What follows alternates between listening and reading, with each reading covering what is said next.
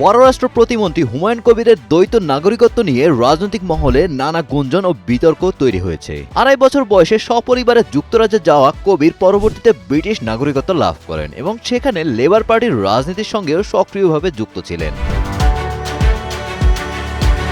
চলতি বছরের ১৭ ফেব্রুয়ারি প্রধানমন্ত্রী তারেক রহমানের পররাষ্ট্র উপদেষ্টা হিসেবে দায়িত্ব নেওয়ার পর ২৩ ফেব্রুয়ারি তিনি তার সাধারণ সবুজ পাসপোর্ট জমা দিয়ে সরকারি বা কূটনৈতিক লাল পাসপোর্ট গ্রহণ করেন। গত ৬ মাসে এই সরকারি পাসপোর্ট ব্যবহার করেই তিনি অন্তত ১১ বার বিভিন্ন দেশ সফর করেছেন।